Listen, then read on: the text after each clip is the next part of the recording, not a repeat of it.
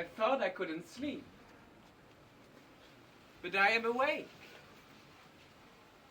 smiling like the sun and the flowers, with overhead the sky vaguely blue, and at my feet grass, more or less green.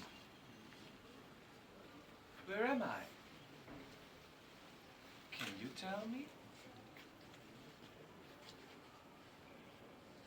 I must have missed the beginning again.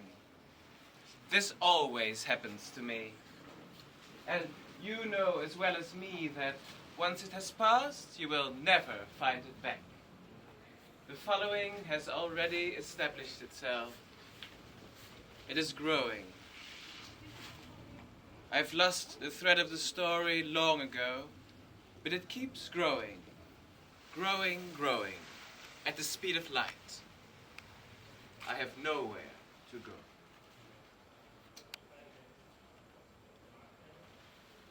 Thus, here I stand, on this threshold between my world and your world. I look out over the border and I try to write a nice letter to you. But it isn't easy. I am not a very good writer, as you know. It might take some time, so I hope you have a little patience with me.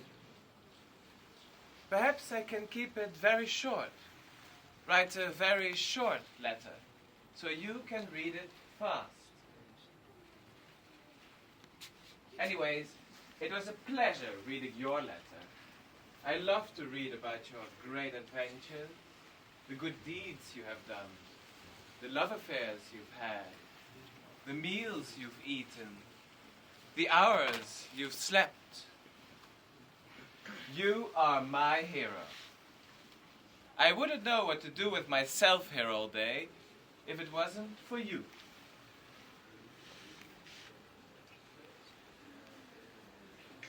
In the meantime, I propose we have breakfast, that we sit down here and rest from all the turmoil of the moonlit night before we enter into the drama of the day. My mother has baked a cake for me, a chocolate cake, my favorite, because it's my birthday, she says. Yes, in fact, it is my birthday every day. I must say, I don't think I ever ate such nice cake. Never, never? Never, never.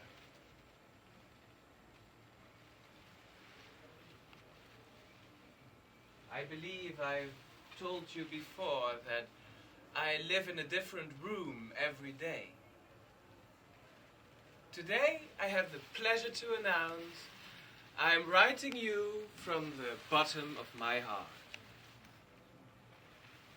An abandoned place, they say.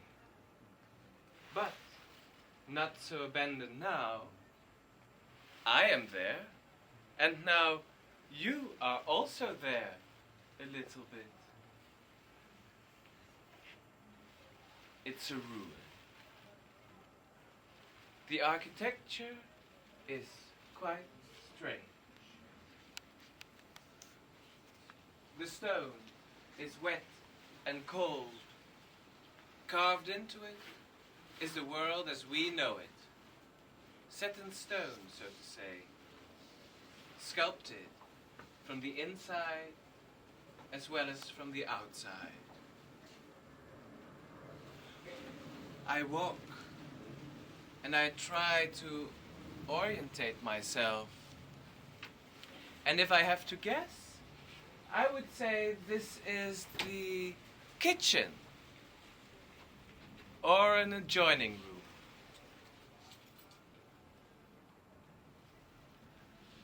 There's no door, no window, no roof. The air is blowing freely. The sun is shining brightly today. But there is rain forecasted, but only later in the day. The rain stays mainly in the northern parts of these plains, but sometimes, you see, the clouds seem to have their own will. They drift off and arrive at places where they had not been before. Yes, sometimes I think about the clouds, the traveling mountains in the sky.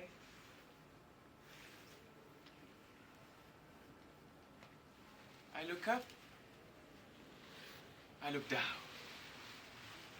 I look right, I look left, I look back, and I look ahead. It is very quiet, almost boring. A faint breeze is going through my hair, and I ask myself if it is I who is bored, or if it is the world. But please don't misunderstand me. I feel quite content, even if it's also quite cold. Not too much, though. The sun is quite enjoyable. A bit pale, but nice. For as long as it will last, because there is rain forecasted. Or did I already say that? Anyways, I write to you about these things because I think it is important to orientate oneself before proceeding. Do you understand what I'm trying to tell you? It's going to rain soon, and there is no roof. And this paper is made of sugar. A whole castle made of sugar. I'll leave you to meditate on that. Anyways, I am doing splendid with my new hat.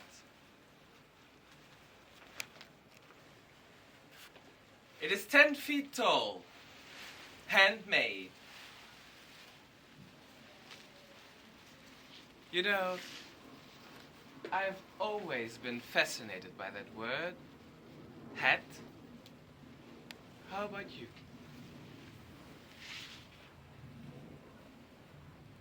I mean, it is so close to the word head. Can that be a coincidence? What do you think? Anyways, it will make me lose my hat one of these days. It's still there. I believe I will have a light lunch today. A swifty lunch. Some green leaves on the go. In the forest. Yes, it's quite a funny forest, I have to say. I myself sometimes have to laugh. It's a happy place. That's the least one can say.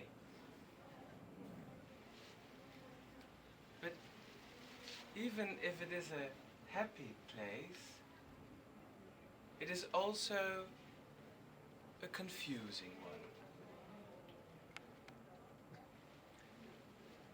Even the trees are confused. I can hear them arguing in the wind. Nothing much clear there. Let me try to explain. There are paths, but they are really strange. For example, there is a path going to the right. Then there is a path going to the left. Who knows where I'll end up? So I stand there, thinking a little bit, trying to make up my mind. But I cannot stand there forever, can I? Moreover, there are no benches to sit on. No. And everything is wet. So I have to keep moving. No need to tell you that this way I often lose my way. I get lost, so to say. Thus, watch me drift, drift, deeper, deeper into this forest that I don't know.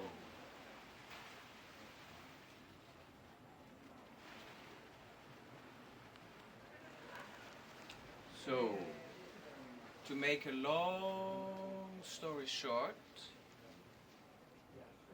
from deep, deep, deep within this forest, this immense forest, there is just no end to this forest.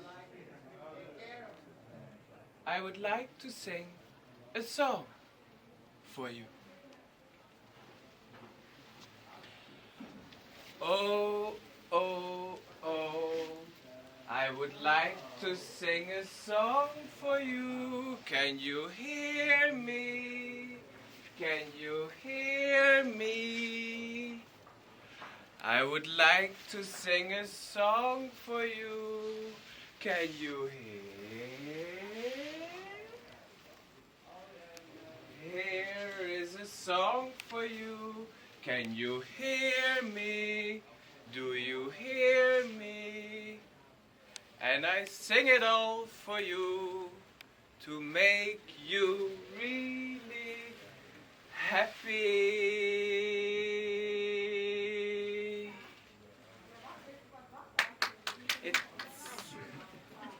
It's not really a song of goodbye, but I am hungry. I would like to go.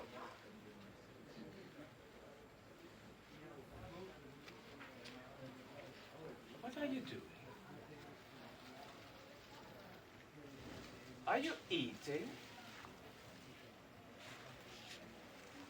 I'm eating mango now. Do you want a piece? It's really juicy.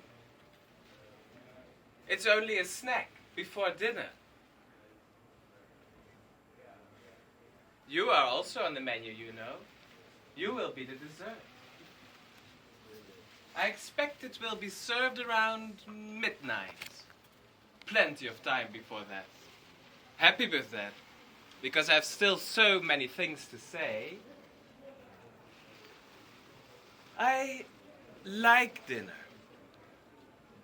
I really do. But there is always some empty spot left in the heart. Therefore, I would like to say, for once, out loud, isn't the dessert really all we care for? It's all about the tip of the tongue, as they say. But have no fear, the end is nearer than you think.